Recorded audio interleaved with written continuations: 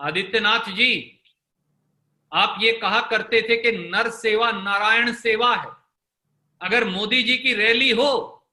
तो हजारों बसें उपलब्ध हैं, भोजन भी उपलब्ध है, पर जब उत्तर प्रदेश के गरीब साधारण मजदूर को सैकड़ों किलोमीटर नंगे पांव छाले लेकर बच्चे को कोख में उठाकर सामान पीठ पर लाद कर थके हारे भूखे प्यासे बगैर भोजन और दवाई के अपने घर वापस जाना हो, तो फिर प्रियंका गांधी वड्रा जी और कांग्रेस पार्टी के साथियों की बसें भी आपको मंजूर नहीं, उसके अंदर भी आप घटिया और सस्ती राजनीति करेंगे। इससे ज्यादा शर्म की बात किसी राजनीतिक दल और सरकार के लिए हो ही नहीं सकती। हमने लगातार सकारात्मक सहयोग दिया है कांग्रेस पार्टी की ओर से। 60 लाख लोगों तक प्रियंका गांधी जी के नेतृत्व में उत्तर प्रदेश में मदद पहुंचाई है। वो चाहे सांझी रसोई चलाई हो एक एक सड़क पर उत्तर प्रदेश के कांग्रेस के साथियों ने, और चाहे उत्तर प्रदेश कांग्रेस के साथियों ने दवा दारू यानी हर प्रकार की व्यवस्था की हो, रहने का इंतजाम किया हो,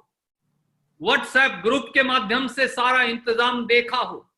सड़क पर एक एक व्यक्ति को पानी और खाने और दवाई का इंतजाम किया हो, और आज जब हमारे लाखों भाई बहन घर वापस जाना चाहते हैं तो आप उनको सोशल डिस्टेंसिंग और कोरोना महामारी की परवाह ना करते हुए हजारों लाखों की संख्या में बॉर्डर पर पंजीकरण की बात करते हैं, और जब प्रियंका जी और कांग्रेस पार्टी के साथी बसें उपलब्ध करवाते हैं तो आप उसको भी दुत्कारते हैं, घटिया राजनीति करते हैं, सस्ती संवेदनहीन सोच रखते हैं। आपसे ये उम्मीद नहीं है उत्तर प्रदेश की जो सबसे बड़ा प्रदेश है उत्तर प्रदेश की जनता को। 16 मई 2020 को, और ये पत्र मैं आपको भेज रहा हूं, प्रियंका गांधी जी ने आदित्यनाथ जी को लिखा और ये कहा, एंड आई कोट, लाखों की संख्या में उत्तर प्रदेश के मजदूर देश के कोने कोने से पलायन कर वापस लौट रहे हैं। सरकार की घोषणाओं के बावजूद पैदल आ रहे इन मजदूरों को सुरक्षित उनके घर तक पहुंचने की कोई व्यवस्था नहीं हो पाई है। प्रदेश में अब तक करीब 65 मजदूरों की अलग अलग सड़क दुर्घटनाओं में मौत हो चुकी है। पलायन करते हुए बेसहारा प्रवासी श्रमिकों के प्रति कांग्रेस पार्टी अपनी जिम्मेदारी निभाते हुए 500 बसें गाजीपुर बॉर्डर गाजियाबाद और 500 बसें नोएडा बॉर्डर से चलाना चाहती है, अनुमति दी जाए। ये पत्र प्रियंका गांधी जी ने 16 मई को लिखा। 48 घंटे तक आदित्यनाथ जी ने मौन धारण करे रखा, एक शब्द नहीं बोला। 48 घंटे के बाद 18 मई को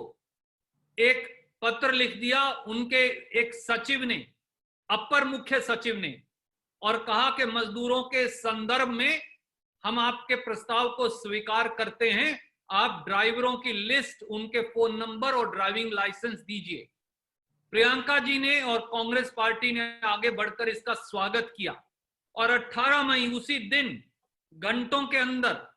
हमने ईमेल के माध्यम से वो लिस्ट दी और बाकायदा पत्र लिखकर सूचित किया और कहा, एंड आई कोट अगेन, हम कल यानी 19 मई को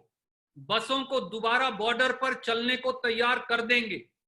1000 बसों से अधिक की सूची इस ईमेल के साथ अटैच की गई है। 1096 बसों की सूची हमने दी और कहा इनमें से कुछ चालकों का दोबारा वेरिफिकेशन कर उनकी सूची भी कुछ घंटों में आप तक पहुंचा देंगे। 4 घंटे के नोटिस पर पूरे देश में लॉकडाउन कर दिया गया। रेल, बस सब यातायात के साधन बंद कर दिए गए। तो हमारे लाखों मजदूर भाई और बहन सैकड़ों और हजारों किलोमीटर का सफर तय कर थके हारे भूखे प्यासे बगैर राशन और बगैर दवाई बच्चे को कोख में उठाए और पूरी जिंदगी की कमाई पीठ पर लाद कर पांव में छाले ले जब जा रहे हैं तो उनको घर वापसी पहुंचाने की जिम्मेवारी आदित्यनाथ जी की सरकार की भी है और उत्तर प्रदेश और देश के हर नागरिक की भी है। ऐसे समय में जब कांग्रेस पार्टी कभी श्रीमती सोनिया गांधी के आह्वान पर पूरे देश के अंदर हमारे श्रमिकों और मजदूरों को का रेल किराया वहन करने के लिए आगे आई है, जब सरकार इस जिम्मेवारी से पीछे हट गई तो कभी उत्तर प्रदेश की अखिल भारतीय कांग्रेस कमेटी की महासचिव और उत्तर प्रदेश की बेटी श्रीमती प्रियंका गांधी वड्रा और कांग्रेस के सब साथी आगे आकर 1000 बसों का इंतजाम कर रहे हैं, गाजीपुर बॉर्डर पर भी, नोएडा बॉर्डर पर भी, ताकि पैदल थके हारे पांव में छाले लिए हमारे श्रमिक भाई और बहन अपने अपने घर तक जा सकें। तो उत्तर प्रदेश की सरकार इसमें रोड़ा अटका रही है, अड़ंगा डाल रही है। कांग्रेस महासचिव प्रियंका गांधी जी के आह्वान और पहल पर कांग्रेस पार्टी ने 1000 बस हमारे मजदूरों के लिए निःशुल्क मुहैया करवाई, परंतु आदित्यनाथ जी की सरकार की घटिया सियासत इसके भी आड़े आ गई। संवेदनहीनता का गंभीर और घोर संवेदनहीनता का प्रदर्शन करते हुए, मैं ये कहूंगा बड़े दुख से,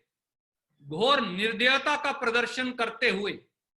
उन 1000 बसों के माध्यम से उत्तर प्रदेश के बॉर्डर से अपने अपने गांव और शहर तक उन श्रमिकों को ले जाने की इस केवट रूपी कांग्रेस की मुहिम में आदित्यनाथ सरकार जबरदस्ती घटिया सियासत कर रोड़े अटका रही है।